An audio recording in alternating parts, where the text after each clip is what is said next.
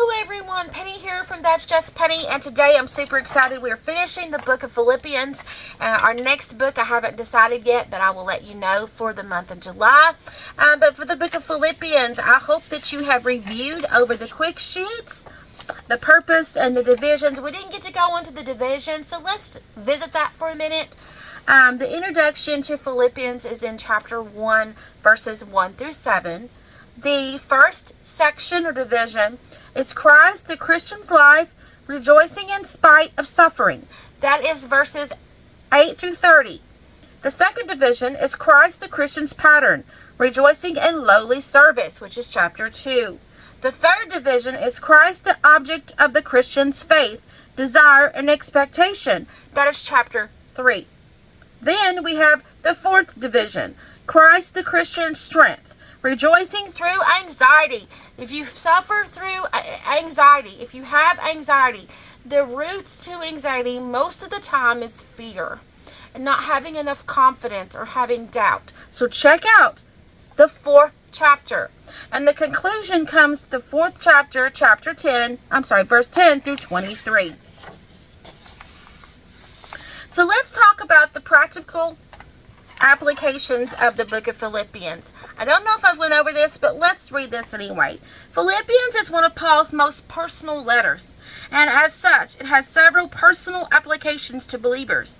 Written during his imprisonment in Rome, Paul exhorts the Philippians to follow his example and to be encouraged to speak the word of God more courageously and fearlessly during times of persecution.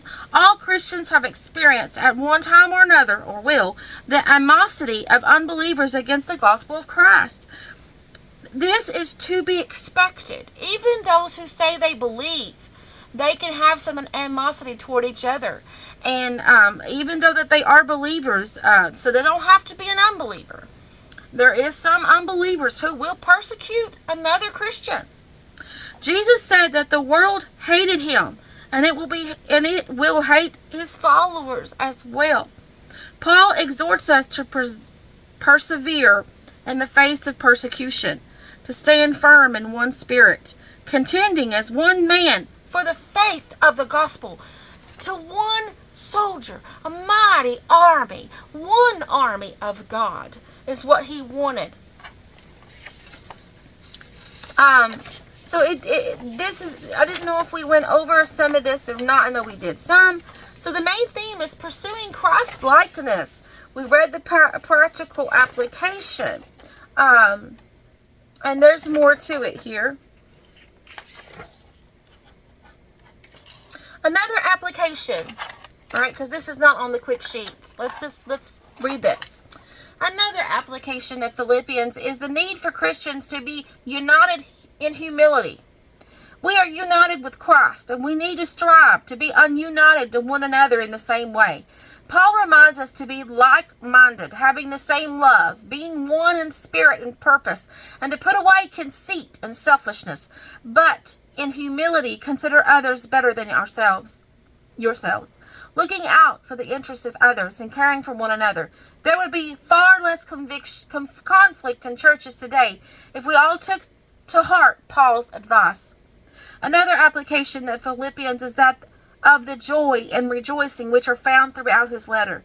He rejoices that Christ is being proclaimed. He rejoices in his persecution. He exhorts others to rejoice in the Lord and refers to the Philippian brother as his joy and crown. He sums up with the exhortation to believers. Rejoice in the Lord always. Again, I say rejoice.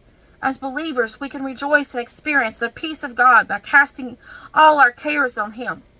Paul's joy, in spite of persecution and imprisonment, comes shining through the epistle, and we are promised the same joy he experienced when we center our thoughts on the Lord.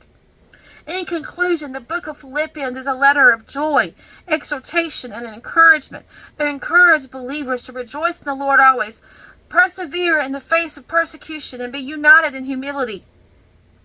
The book is a testament to the life, nature, and mind of Christ living in us, and is a reminder that we can